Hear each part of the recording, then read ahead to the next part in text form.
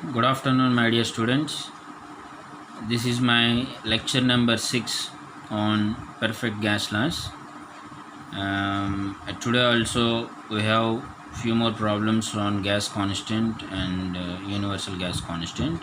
And now the problem is 0.24 kg of a gas at a pressure of 100 kilopascals and a temperature of 20 degrees centigrade occupies a volume of 0.23 cubic meters. Calculate the volume of a gas constant.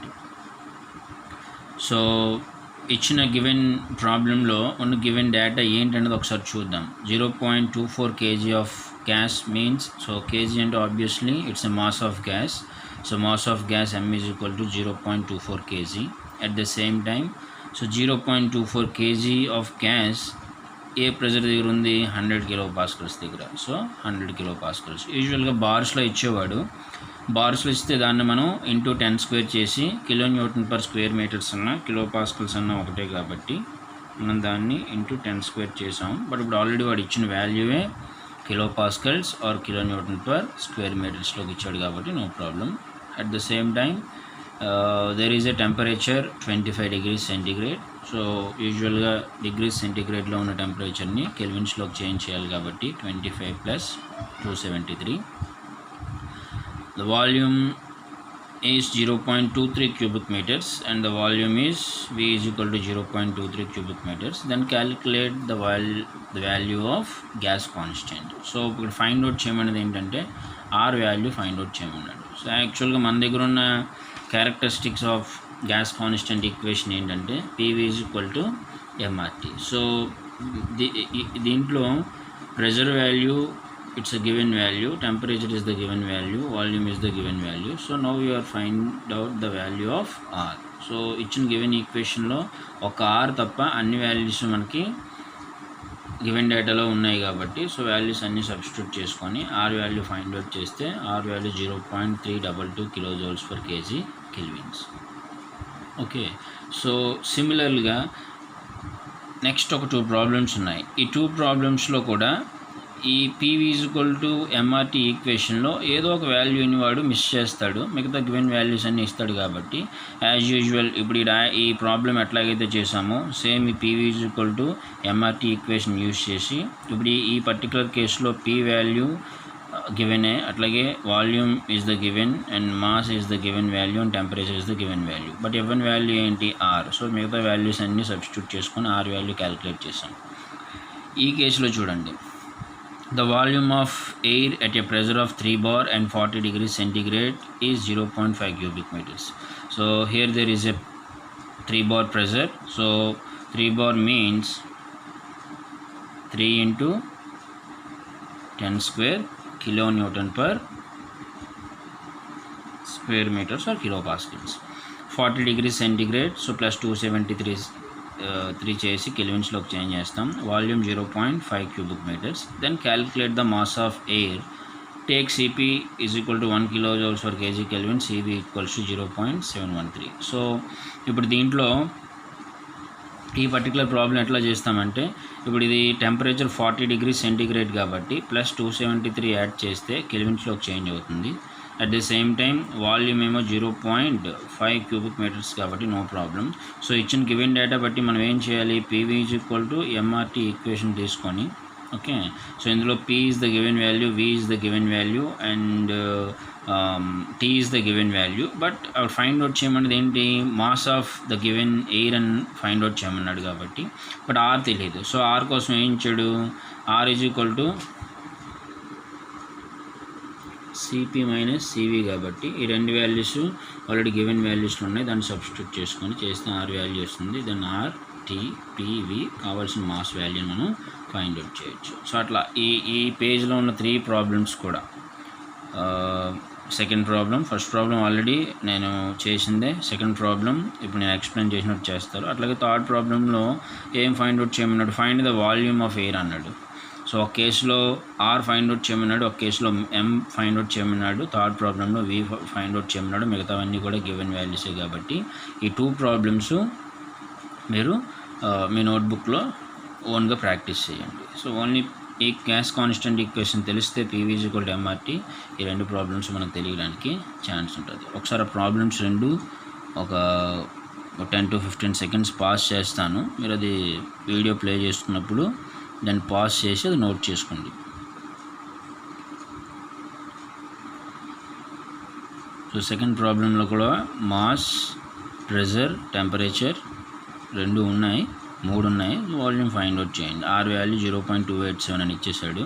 So this one is the 0.287 is the R value for air అనమాట. So ఎప్పుడైనా సరే కానీ ఎయిర్కి ఒకవేళ value ఇవ్వకపోతే R value, CVలు కూడా ఇవ్వకపోతే మీరు డైరెక్ట్గా 0.287 kJ/kg కెల్విన్స్ తీసేసుకోవచ్చు. సో ఎక్కువ ప్రాబ్లమ్స్ ఆక్సిజన్ మీన్స్ ఎయిర్ అనమాట. O2 అంటే ఎయిరే కాబట్టి సో దాని వాల్యూ ఫిక్స్డ్ 0.287. ఓకే, సో ఈ 2 ప్రాబ్లమ్స్ మీరు చేయండి. Now coming to the another problem.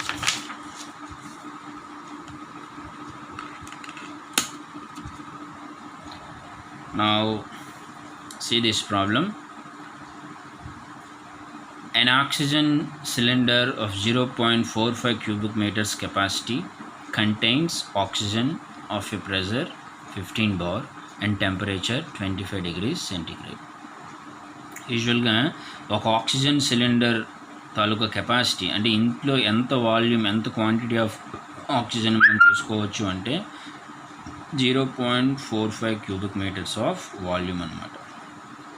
So ఈ ఎంటైర్ సిలిండర్ తాలూకు వాల్యూమ్లో మనం 0.45 cubic meters ఆఫ్ వాల్యూమ్ని తీసుకోవచ్చు కాబట్టి so the initial volume as well as the final value రెండు కూడా 0.45 cubic meters తీసుకోండి. అంటే ఇక్కడ ఇచ్చింది an oxygen cylinder of 0.45 cubic meters capacity, which means ఒక ఆక్సిజన్ సిలిండర్ని మనం తీసుకొని ఆక్సిజన్ సిలిండర్లో ఎంత వాల్యూమ్ ఉంది, 0.45 cubic meters ఆఫ్ కెపాసిటీ ఉంది అంటే దాని అర్థం ఏంటి, ఆ గివెన్ సిలిండర్లో 0.45 cubic meters ఆఫ్ ఆక్సిజన్ని మనం ప్లేస్ చేసుకోవచ్చు అని, ఫిల్ చేయొచ్చు అని. సో 0.45 cubic meters అనేది obviously it's a volume of the cylinder, not the volume of the oxygen. So cylinder తాలూకు వాల్యూమ్ ఎంత అన్నా ఆ సిలిండర్లో ఎంత వాల్యూమ్ ఆఫ్ ఆక్సిజన్ ఉంది అన్న రెండు కూడా ఒకటే. సో ఇక్కడ మీరు బాగా గుర్తుపెట్టుకోవాల్సిన నోట్ ఏంటంటే an oxygen cylinder of 0.45 cubic meters of capacity. So cylinder తాలూకు volume 0.45 cubic meters. Okay, so అందులో ఎంత ఆక్సిజన్ని మనం ఫిల్ చేయగలం అంటే up to 0.45 cubic meters. Then capacity contains oxygen of a pressure of 15 bar. So initial pressure 15 bar and temperature 25 degrees centigrade.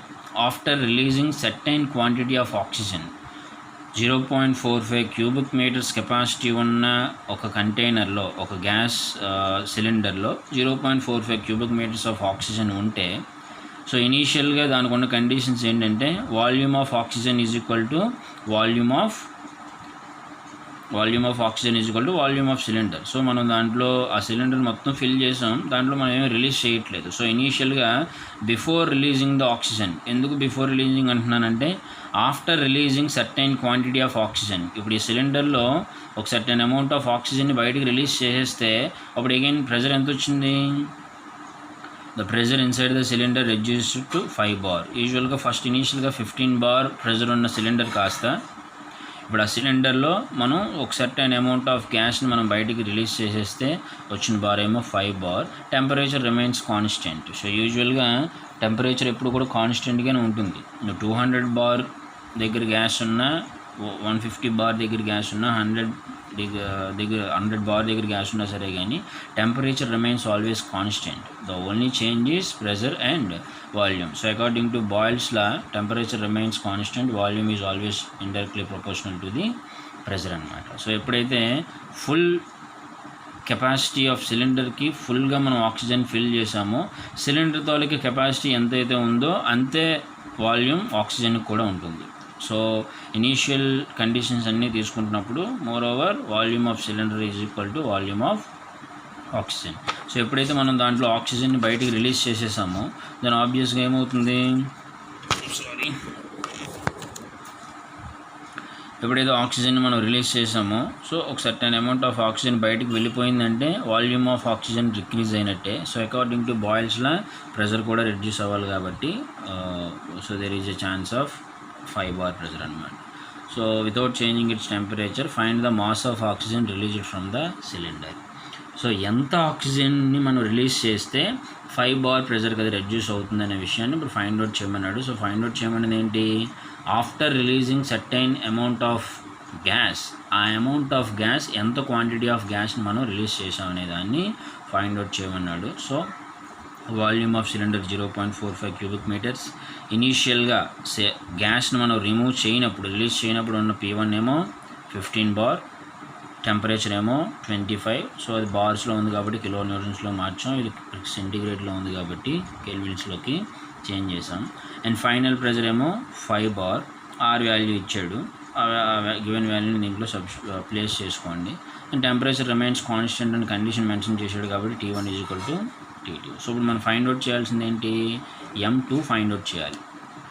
Sorry, ఎంత given mass of ఎంత quantity of ఆక్సిజన్ని మనం బయటికి రిలీజ్ చేసాం అనే విషయాన్ని ఫైండ్ అవుట్ చేయాలి. So first of all mass of oxygen before relieving. So 0.5 cubic meters of capacity ఉన్న సిలిండర్లో ఎన్ని కేజీస్ ఆఫ్ ఆక్సిజన్ మనం ఫిల్ చేయొచ్చు అనేది ఎట్లా తెలుస్తుంది. సో ఇనీషియల్ పారామీటర్స్ అన్నీ తీసుకొని గ్యాస్ కాన్స్టెంట్ ఈక్వేషన్స్లో సబ్స్టిట్యూట్ చేసుకుంటాం. P1 V1 = MRT1. సో దీన్ని M1 కింద క్యాలిక్యులేట్ చేయండి. సో బిఫోర్ రిలీజింగ్ అంటే మనం రిలీజ్ చేయకముందు ఎంత మాస్ ఉందో తెలియాలి అంటే ఈ ఈక్వేషన్లో M వాల్యూని M1 కింద క్యాలిక్యులేట్ చేసుకుని మిగతావన్నీ గివెన్ వాల్యూస్. P1 ఏమో 15 bar, V1 ఏమో 0.45 cubic meters and T1 R value given value. T1 కూడా 298 చేస్తే 8.719 kgs of before releasing the oxygen 8.719 kgs of gas దాంట్లో ఫిల్ చేసాం. సో ఇప్పుడు ఎంత అమౌంట్ ఆఫ్ గ్యాస్ని మనం రిలీజ్ చేసామనే విషయం తెలియాలి అంటే M1 అనేది ఇనీషియల్ కండిషన్లో ఉన్న mass of oxygen. So release చేసేసిన తర్వాత ఎంత మాస్ ఆఫ్ ఆక్సిజన్ ఉందో మనకు తెలిస్తే ఈ రెండిట్లోంచి మనం తీస్తే ఎంత వాల్యూ తీసామనే విషయం తెలుస్తుంది. So mass of oxygen after releasing same equation second conditions అన్నీ తీసుకొని P2 V2 = M2 RT2. So దీన్ని బట్టి M2 వాల్యూ ఫైండ్ అవుట్ చేస్తే 2.906. సో బిఫోర్ రిలీజింగ్ ఏమో M1, ఆఫ్టర్ రిలీజింగ్ ఏమో M2. బట్ రెండు కేసెస్లో వాల్యూమ్ని కానీ టెంపరేచర్ని కానీ మనం చేంజ్ చేయడానికి లేదు. సో ఇక్కడ ఫైండ్ అవుట్ చేయమన్నది find the mass of oxygen released from the cylinder. ఎంత మాస్ ఆఫ్ ఆక్సిజన్ని సిలిండర్ నుంచి రిలీజ్ చేసాం. Before releasing there is a mass M1 8.719 and after releasing same derivation second state condition number 2 చేసుకొని M2 value find out చేస్తే 2.906. So ఎంత మాస్ని మనం release చేసామనేది తెలియాలంటే M = M1 - M2. So M1 ఏమో 8, M2 ఏమో 2 తీస్తే 5.813. సో ఇప్పుడు ఈ 5.813 వాల్యూని తీసుకెళ్ళి 5.813 అనేది మనం సిలిండర్లోంచి బయటికి రిలీజ్ చేసేసిన క్వాంటిటీ ఆఫ్ ఆక్సిజన్ అన్నమాట. సో ఎంత క్వాంటిటీ ఆఫ్ ఆక్సిజన్ని రిలీజ్ చేసాము అంటే before releasing mass of oxygen ఎంత ఉందో చూడాలి, after releasing mass of oxygen ఎంత ఉందో చూడాలి. సో రెండు సబ్స్ట్రాక్ట్ చేస్తే మనకు వచ్చిన వాల్యూ 5.813. సో ఇంకా మీకు ఒకవేళ కొంచెం అండర్స్టాండింగ్ ఇబ్బందిగా ఉంటే ఒక బాక్స్లో 10 రూపీస్ ఉన్నాయి. ఓకే, సో ఈ 10 రూపీస్ ఎంత ఇందులోంచి ఏమీ తీయనప్పుడు ఎంత మనీ ఉంది అంటే 10 రూపీస్ కింద చెప్తాం. ఓకే, సో ఇందులో ఫర్ ఎగ్జాంపుల్ 5 రూపీస్ తీసేస్తే ఎంత పోతుంది, ఇంక రిమైనింగ్ దీంట్లోంచి సమ్ అమౌంట్ బయటికి తీస్తే ఇంక 5 రూపీస్ ఉందని తెలిసిందనుకోండి. అప్పుడు ఆబ్వియస్గా ఏమవుతుంది, ఇనీషియల్గా ఉన్నది 10 రూపీస్. ఓకే, తీసేసిన అమౌంట్ ఎంతో మనకు తెలియదు కానీ మిగిలిన అమౌంట్ ఎంతో మనకు తెలుసు. So that is 5 rupees. So 10 - 5 = 5 rupees అనమాట. ఓకే, సో ఇక్కడ కొంచెం లాజికల్గా ఉన్న క్వశ్చన్ కొంచెం నీట్గా చూడండి. ఎక్కువసార్లు ఎగ్జామ్ పాయింట్ ఆఫ్ వ్యూలో అడిగిన క్వశ్చనే. Okay, so one more time, ఒక సిలిండర్లో ఆక్సిజన్ ఫిల్ చేసాం. సో ఇనీషియల్గా దానికి ఉన్న వాల్యూమ్ 0.45, అందులో ఎంత మాస్ ఉంది అంటే ఇనీషియల్ కండిషన్స్ అన్నీ ప్లేస్ చేసుకొని m1 వాల్యూ క్యాలిక్యులేట్ చేస్తాం. సో ఎంత మాస్ ఆఫ్ ఆక్సిజన్ తీసామో మనకు తెలియదు, కానీ అందులో ఇంక రిమైనింగ్ ఎంత మాస్ ఆఫ్ ఆక్సిజన్ ఉందనే విషయం మనకు తెలుస్తుంది. ఎట్లాగా? సెకండ్ కండిషన్స్ అన్ని, సెకండ్ పారామీటర్స్ అన్నీ యూజ్ చేస్తే m2 తెలుస్తుంది. సో ఎప్పుడైతే m2 తెలిసిందో m1 - m2 చేస్తే మనం తీసిన ఎంత అమౌంట్ ఆఫ్ ఆక్సిజన్ని రిలీజ్ చేసాం అనే విషయం మనకు తెలుస్తుంది. దానికి ప్యారలల్ ఎగ్జాంపుల్ ఏంటంటే, ఒక బాక్స్లో 10 రూపీస్ ఉన్నాయి. సో దాంట్లో సమ్ అమౌంట్ బయటికి తీసేసాం. బట్ ఎంత తీసామో ఇప్పుడు మనం అడిగిన క్వశ్చన్, ఎంత తీసామో మనకు తెలియదు, కానీ మిగిలిన అమౌంట్ ఎంతో మనకు తెలుసు, 5 రూపీస్. సో 10 - 5 = 5 కాబట్టి 5 రూపీస్ మనం బయటికి రిలీజ్ తీసినట్టు. So same problem gas equation మీద, ఒక సిలిండర్లో ఎంత ఆక్సిజన్ బిఫోర్ రిలీజింగ్ ఉంది, రిలీజ్ చేసిన తర్వాత ఎంత ఆక్సిజన్ ఉందనే విషయం మనకు తెలిస్తే దెన్ ఎంత అమౌంట్ ఆఫ్ ఆక్సిజన్ మనం బయటికి రిలీజ్ చేసాం అనే విషయం కూడా మనకి తెలుస్తుంది. ఓకే, సో నెక్స్ట్ క్లాస్లో ఇంకొక 2 to 3 ప్రాబ్లమ్స్ ఉంటాయి. అవి కూడా ఒకసారి నేను చెప్తే దెన్ అప్పుడు మనం రిమైనింగ్ లాస్ట్ కోసం డిస్కస్ చేసుకుందాం. Thank you. సో ఇప్పుడు మీకు చేయాల్సిన వర్క్ ఏంటంటే, ఈ 2 ప్రాబ్లమ్స్లో నేను ఇప్పుడు ఈ oxygen cylinder 0.45 cubic metres problem ఒకటి, అండ్ మిమ్మల్ని చేయమన్న 2 ప్రాబ్లమ్స్ ఉన్నాయి చూసారా, సాల్వ్ చేయకుండా వదిలేసిన 2 ప్రాబ్లమ్స్, ఈ 2 ప్రాబ్లమ్స్ నోట్బుక్లో మీరు ప్రాక్టీస్ చేయండి. Okay, thank you.